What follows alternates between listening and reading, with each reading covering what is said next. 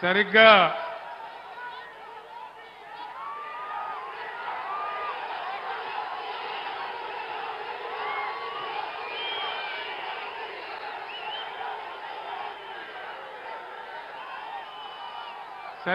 ఈనాటికి 21 సంవత్సరాల క్రితం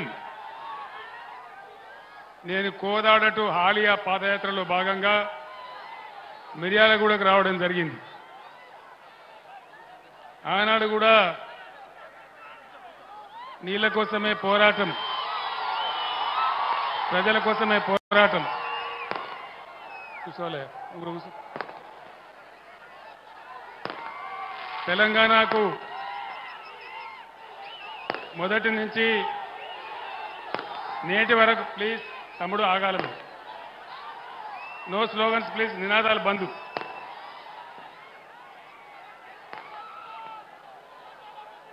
ఆ రోజు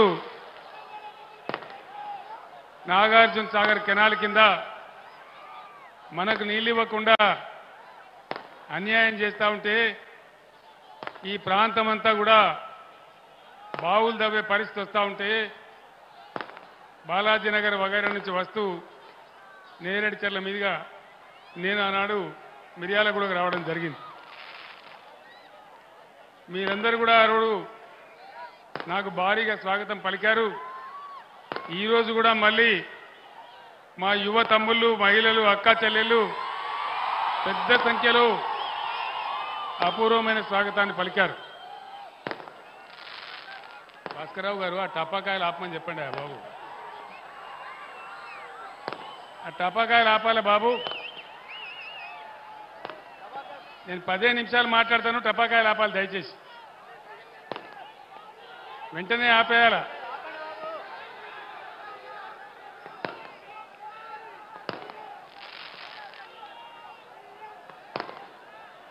ఈరోజు పార్లమెంట్ ఎన్నికల సందర్భంగా మళ్ళీ మీ దర్శనానికి రావడం జరిగింది. ఏం జరుగుతూ ఉంది రాష్ట్రంలో? 4-5 నెలల క్రితం ధీమాగా ఉన్న రైతు ఈరోజు దిగాలు పడి చాలా బాధలో ఉన్నాడు. చెప్పేటోళ్ళు లేడా ఎవడు?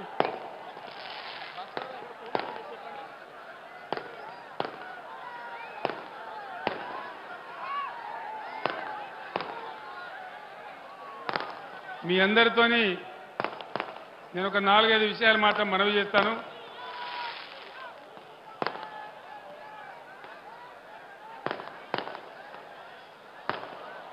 ఆనాడు నేను నీళ్ల కోసం, నిధుల కోసం, కరెంటు కోసం, మన ప్రజల కోసం ఉద్యమిస్తే 15 సంవత్సరాల పోరాటం తర్వాత బ్రహ్మాండంగా మనం తెలంగాణ రాష్ట్రాన్ని సాధించుకున్నాం.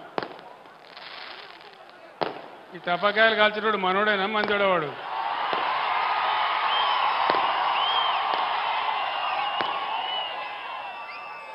మనోడైతే అట్లా కాల్చాడు, మనోడు కాదా?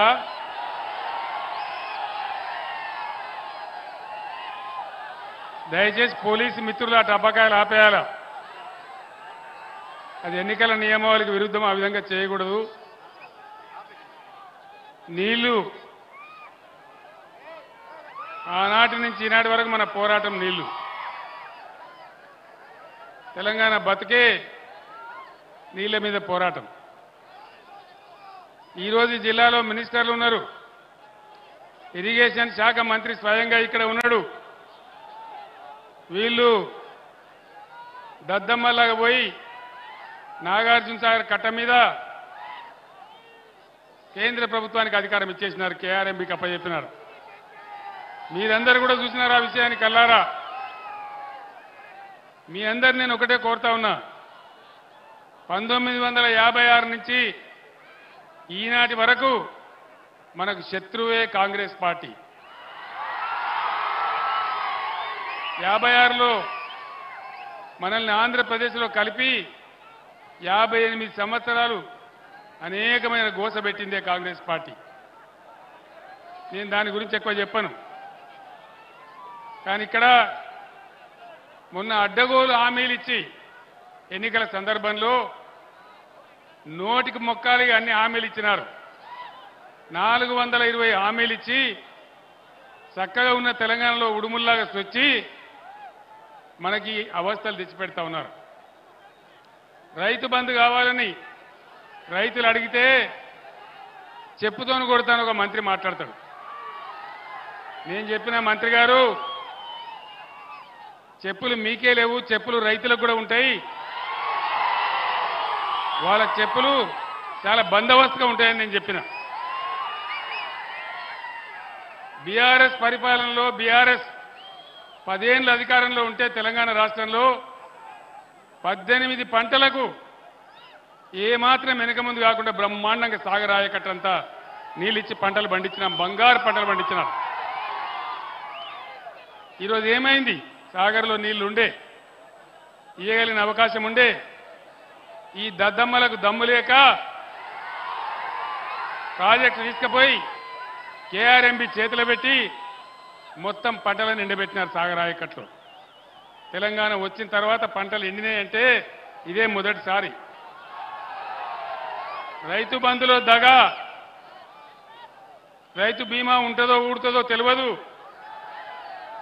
బ్రహ్మాండంగా కేసీఆర్ ఉన్నన్ని రోజులు రెప్పపాటు కూడా పోని కరెంటు కట్కా బంద్ చేసినట్టే మాయమైపోయినది. ఎక్కడికి పోయింది కరెంటు? ఏమైంది కరెంటుకు? వీళ్ళు కొత్తగా గడ్డపారలు బట్టి తవ్వి పనిచేసే అవసరం లేకున్నా కేసీఆర్ 9 ఏళ్ల పాటిచ్చిన కరెంటును కూడా నడిపించలేని అసమర్థులు ఈరోజు రాజ్యాన్ని వెళ్తా ఉన్నారు మన దగ్గర. దయచేసి మీరు గమనించాలి 2 విషయాలు. ఒకటి, కరెంట్ ఎందుకు ఆగమవుతా ఉంది నేను ఈ ప్రభుత్వాన్ని ప్రశ్నిస్తా ఉన్నా. ఎందుకు బాధ పెడతా ఉన్నారు ప్రజలను? కష్టపడి బ్రహ్మాండంగా మిగులు కరెంట్ ఉండే పద్ధతిలో మేము చేసినాం. ఆ మాత్రం కూడా మీకు చేతనైతే లేదా? సరఫరా జరిగిన కరెంటును యాజిటీస్గా ఇవ్వచ్చు కదా, ఎందుకు ఇవ్వలేకపోతా ఉన్నారు? మిషన్ భగీరథతో మంచినీళ్లు తెచ్చి అర్బన్ ఏరియాలో, మున్సిపల్ ఏరియాలో అన్ని వర్గాల పేద ప్రజలకు దొరకాలని ₹1 నల్లా కనెక్షన్ ఇచ్చి ప్రతి ఇంట్లో నల్లా ఫిట్ చేసి ప్రజలందరికీ కూడా ప్రతి ఇంటికి బ్రహ్మాండంగా నల్లా నీరు అందించినాం. ఇలా మిషన్ భగీరథ ఎందుకు నడపలేకపోతా ఉన్నారు? మీ అసమర్థత ఏంది? మీ తెలివి తక్కువతనం ఏంది? దయచేసి ఆలోచించాలని చెప్పి నేను కోరుతా ఉన్నా. బ్రహ్మాండంగా నడిచిన మిషన్ భగీరథ ఎక్కడికి పోయినారు? ఆనాడు నీళ్ల కోసమై గోస 4-5 నెలలకే కేసీఆర్ పక్కకు జరగంగానే ఇవి ఎక్కడ మాయమైపోయినాయి? ఎందుకు బాధ పెడతా ఉన్నారు?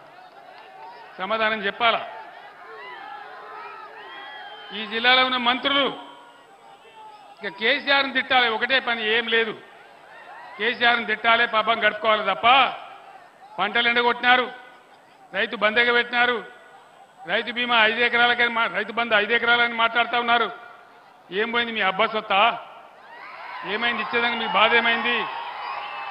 రైతుల సపోర్ట్ లేకుండా, ప్రభుత్వ సహాయం లేకుండా ఈ దేశంలో, ఈ ప్రపంచం మొత్తంలో ఎక్కడ కూడా రైతులు వ్యవసాయం చేయడం లేదు. దాన్ని గమనించే భారతదేశంలో మొట్టమొదటిసారిగా రైతులకు అండగా ఉండాలి, రైతు నిలబడాలి, రైతు అప్పులు తీరాలని మేము బడ్జెట్ నుంచి సంవత్సరానికి 15-16 వేల కోట్లు పెట్టి బ్రహ్మాండంగా రైతు బంధు ఇచ్చినాం. టింగుమని మీ ఫోన్లలో మెసేజ్ వచ్చి మీకు బ్రహ్మాండంగా వచ్చేది. ఏం జరిగింది ఈరోజు? ఎందుకు మాయం చేసినారు? దాని ఎంబడి ఎందుకు పడ్డారు మీరు రైతు బంధం పడి? అదేవిధంగా ధాన్యం వస్తే నేను వస్తా ఉంటే అర్జాల బావి దగ్గర నా బస్సును ఆపి రైతులు అడిగినారు, సార్ 20 రోజులైంది ధాన్యం తెచ్చి, ధాన్యం ఎత్తడం లేదు, ధాన్యం కొనడం లేదని చెప్పినారు. ఎందుకు వస్తా ఉంది ఈ పరిస్థితి? ఒకనాడు బీఆర్ఎస్ గవర్నమెంట్ ఉన్నప్పుడు ఇదే నరేంద్ర మోడీ నేను వడ్లు కొనని మొండికేస్తే నాతో సహా, ముఖ్యమంత్రితో సహా మొత్తం తెలంగాణ మంత్రులు, ఎంపీలు, ఎమ్మెల్యేలు, ఎమ్మెల్సీలు అందరం పోయి ఢిల్లీలో ధర్నా చేసి నరేంద్ర మోడీ మెడలు వంచి మా తెలంగాణ పండిస్తా ఉంది, మీరు కొనాలేది న్యాయం అని చెప్పి వడ్లు కొనేపట్టట్టు చేసినాం.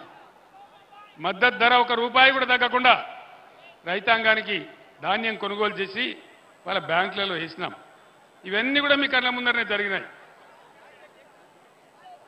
ఈ సమస్య అంతా కూడా మీ కళ్ళ ముందరనే జరిగినారు. ఆనాడు పేద బిడ్డల పెళ్లి చేయాలని లేని వాళ్ళు ఉన్నవాళ్ళు ఉంటారని ₹1,00,000 ఇచ్చి కళ్యాణ లక్ష్మి పథకాన్ని పెట్టినాం. వీళ్ళేం చెప్పినారు? ₹1,00,000 కేసీఆర్ ఇస్తున్నాడు, మేము తులం బంగారం ఇస్తామని చెప్పినారు. వచ్చిందా ఎవరికైనా తులం బంగారం? రాదు, ఇయ్యరు. వీళ్ళు బంగారం కాదు, ఇనుము కూడా ఇయ్యరు. ముఖ్యమంత్రి గారు చెప్పినారు, బీఆర్ఎస్ ప్రభుత్వం ఉన్నప్పుడు మేము 2 దఫాలుగా 30,000 కోట్ల రూపాయల రుణమాఫీ చేసినాం, రైతులను ఆదుకున్నాం. ఇవాళ ఉన్న ముఖ్యమంత్రి లగెత్తుని పరిగెత్తుని డిసెంబర్ 9 నాడు 10:30 గంటలకు 2 లక్షల రూపాయలు రుణమాఫీ చేస్తాడు. చేసిందా? మరి ఎందుకు చెప్పినారు? వీళ్ళు అసెంబ్లీలోనే ఉన్నారు కదా, ఆ చిట్టి ఎందుకు ఇట్లా మోసం చేసినారు ప్రజలను? మా ఓటు గుద్దండి, మహాలక్ష్మి అని పేరు పెట్టి ప్రతి మహిళకు 2,500 రూపాయలు 2,500 రూపాయలు ఇస్తామని చెప్పినారు. ఇస్తున్నారా మహాలక్ష్మి పథకం? నిరుద్యోగులకు 4,000 వృత్తి ఇస్తామని చెప్పినారు. బట్టి విక్రమార్క ఉప ముఖ్యమంత్రి గారు చెప్తున్నారు, మేము ఇస్తామనే అనలేదు నిరుద్యోగ వృత్తి అని మాట్లాడుతూ ఉన్నాడు. అడ్డగోలు హామీలు ఇచ్చి, అడ్డగోలు వాగ్దానాలు చేసి, ప్రజలను మోసం చేసి గద్దెకెక్కినటువంటి ఈ కాంగ్రెస్ ప్రభుత్వం ఈరోజు మళ్ళీ మీ ముందుకొచ్చి మళ్ళా ఓట్లు అడుగుతా ఉంది. నేను ఒక్కటే మాట మీకు మనవి చేస్తా ఉన్నా, ఒకటే ఒక విషయం నేను మీకు మనవి చేస్తా ఉన్నా. ఈ పార్లమెంటు ఎన్నికలలో బీఆర్ఎస్ అభ్యర్థులు గెలిస్తేనే బ్రహ్మాండంగా ఈ ప్రభుత్వం యొక్క మెడలు వంచి అన్ని కార్యక్రమాలు అమలు చేపిస్తాం. ఆ బాధ్యత నాది. నేను ఒక్కటే మాట మనవి చేస్తా ఉన్నా, ఇవాళ తెలంగాణ కేసీఆర్ ఆనవాళ్ళ లేకుండా చేస్తామంటారు, కేసీఆర్ని తీసుకుపోయి చెర్లపల్లి జైల్లో వేస్తామంటారు. ఈ జైళ్లకు తోకమట్ట కేసీఆర్ భయపడతాడా? అట్లా భయపడితే తెలంగాణ వచ్చేదా? 15 ఏళ్ళు బ్రహ్మాండమైన పోరాటం చేసి తెలంగాణ తెచ్చినా మీ అందరు చూసినారు మీ కళ్ళ ముందే. ఈరోజు నిన్ను జైల్లో వేస్తాం, నీ పేగులు తీసి మెడలేసుకుంటాం, నీ గుడ్లు వీకి గోళీలు ఆడతాం. ఇదా భాష? ఒక ముఖ్యమంత్రి మాట్లాడాల్సిన భాష? మిమ్మల్ని పండబెట్టి తొక్కుతాం, ఇదే భాషనా? ఒక ముఖ్యమంత్రి నుంచి ఆశించేది ఇదేనా? 15 ఏళ్ళు పోరాటం చేసి తెలంగాణ సాధించిన వ్యక్తి, 10 ఏళ్ళు బ్రహ్మాండంగా తెలంగాణ ప్రజలను కులము మతము వర్గమనే భేదం లేకుండా అన్ని వర్గాల ప్రజలను బ్రహ్మాండంగా చేసినటువంటి వ్యక్తిని పట్టుకొని నీ గుడ్లు బీక్తా, నీ పేగులు బీక్తా, నిన్ను జైల్లో వేస్తా, ఇదా మాట్లాడవలసిన భాష? దయచేసి ఆలోచన చేయండి. అన్ని అబద్ధాలు చెప్తూ శ్వేతపత్రాలు విడుదల చేసి బోగస్ మాటలు చెప్తూ ఇచ్చినటువంటి హామీలన్నీ ఎగబెట్టి 6 హామీలకు పంగనామం పెట్టి ఈరోజు చేతులు ఎత్తేసి అడ్డగోలు మాటలు మాట్లాడుతూ ఉన్నారు. దయచేసి నేను మిమ్మల్ని ప్రార్థించేది ఒకటే, ఎంత మంచిగా నీళ్ళు వస్తూ ఉండే నాగార్జున సాగర్ కాలువలో, పంటలు ఎంత బాగా పండుతూ ఉండే, మాకు కూడా చాలా సంతోషం ఉండే. 18 పంటలు పండించినాం నాగార్జున సాగర్ కింద, చివరి భూములకు కూడా నీళ్లు ఇచ్చినాం. శాశ్వతంగా ఒకవేళ కృష్ణలో నీళ్లు తక్కువైనా కాళేశ్వరం నీళ్లు తెచ్చి మూసీ నదిలో వేసి అక్కడి నుంచి ఉదయ సముద్రాన్ని తెచ్చి అక్కడి నుంచి పెద్దదేవులపల్లి రిజర్వాయర్ కలపాలి. శాశ్వతంగా ఈ ప్రాంతం ప్రజలకు కరువు ఉండకూడదని చెప్పినాడు. మేము ప్రణాళికలు రచించినాం. ఇవాళ అన్ని బంధు, కేసీఆర్ ఆనవాళ్ళు తీసేస్తాం. కేసీఆర్ అంబేద్కర్ పుణ్యమని, డాక్టర్ బిఆర్ అంబేద్కర్ గారి పుణ్యమా అని మనకు తెలంగాణ రాష్ట్రం వచ్చింది. ఆయన రాజ్యాంగంలో ఆర్టికల్ 3 పెట్టినాడు కాబట్టి ఆయనను గౌరవించాలని మొత్తం ప్రపంచంలోనే ఎక్కడ లేనంత ఎత్తులో 125 అడుగుల ఎత్తులో హిమాలయం అంతా అంబేద్కర్ విగ్రహం హైదరాబాద్లో పెడితే మొన్న అంబేద్కర్ జయంతి జరిగితే ముఖ్యమంత్రి మంత్రులు ఎవరు పోలే, ఆ మహనీయునికి ఒక దండ పెట్టలే, గేట్లు తాళం వేసినారు. వేరే రాష్ట్రాల నుంచి కూడా ప్రజలు వచ్చి ఇదేం దిక్కుమాలిన ప్రభుత్వం తిట్టుకుంటూ పోయినారు. దయచేసి మీరు ఆలోచన చేయాలి. ఇవన్నీ కూడా అడ్డగోలు మాటలు, నిందలు, అనవసరమైనటువంటి కథలు చెప్తున్నారు తప్ప వీళ్ళు న్యాయం చేసే పరిస్థితులు లేరు. మరి ఇప్పుడు ఏం జరగాలి? న్యాయం జరగాలి. న్యాయం జరగాలంటే ఇవాళ ప్రజలకు కాంగ్రెస్ పంచాయతీ పడ్డది. ప్రజల పక్షాన గట్టిగా కొట్లాడేటటువంటి పంచాయతీ పెద్ద కావాలి. ఆ పంచాయతీ పెద్ద ఎవరు? ఎవరు? కేసీఆర్ఏనా? బీఆర్ఎస్ఏనా? నేను మీ అందరినీ ప్రార్థించేది ఒకటే, నేను ఇంకా సూర్యాపేటకు వెళ్ళాలా, విషయాలన్నీ మీరు టీవీలో చూస్తూ ఉన్నారు. నిన్న రాత్రి TV9లో నేను కూడా అన్ని చెప్పినాను, మీకు అన్ని విషయాలు తెలిసిపోయినాయి. తప్పకుండా మళ్ళా మన రాజ్యమే వస్తుంది, అనుమానం లేదు. ఎవడు కూడా ఆపలేడు. బ్రహ్మాండంగా తెలంగాణ మనం కలగన్న బంగారు తెలంగాణ అయ్యేదాకా మనం అద్భుతంగా తీసుకొని పోవాలి. నేను మిమ్మల్ని అందరినీ ప్రార్థించేది,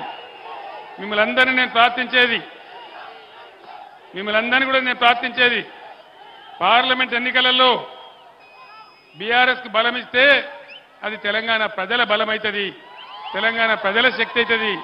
మీ తరఫున ఈ ప్రభుత్వం మెడలు వంచగలుగుతాం, అన్ని విధాలుగా సాధించగలుగుతాం. ఇవాళ మీరు చూపించినటువంటి ఈ స్వాగతం, ఈ ప్రేమ నా జన్మలో కూడా నేను మర్చిపోను. ఇంత అద్భుతంగా మీరు ఏర్పాటు చేసినట్టు చాలా సంతోషం. కానీ మే 13వ తేదీ వరకు ఇదే ఉత్సాహాన్ని కొనసాగించి పార్లమెంటులో కృష్ణారెడ్డి గారికి ఓటేసి, కారు గుర్తుకు ఓటేసి మీరు గెలిపించాలి. ఇవాళ 10-12 ఎంపీలు మనం గెలిస్తే తెలంగాణలో భూమి ఆకాశం ఒకటి చేసేంత పోరాటం చేస్తాను, నేను మనవి చేస్తా ఉన్నాను. మీరిచ్చే బలంతోనే కేసీఆర్ కానీ బీఆర్ఎస్ కానీ పోరాటం చేయగలుగుతారు, మీకు న్యాయం చేయగలుగుతారు, హామీలు అమలు చేయించగలుగుతారు, ఈ కాంగ్రెస్ ప్రభుత్వం మెడలు వంచగలుగుతారు, రైతులకు న్యాయం జరుగుతుంది, కరెంటు చక్కగా వస్తుంది. కాబట్టి దయచేసి ఈ ఎన్నికల్లో బీఆర్ఎస్ అభ్యర్థి కృష్ణారెడ్డి గారి కారు గుర్తుకు ఓటేసి గెలిపించాలని మీ అందరినీ కూడా కోరుతూ నేను సూర్యాపేటకు బయలుదేరుతా ఉన్నా. జై తెలంగాణ, జై తెలంగాణ, జై తెలంగాణ. కారు గుర్తుకే, కారు గుర్తుకే, జై తెలంగాణ. అందరికీ ధన్యవాదాలు.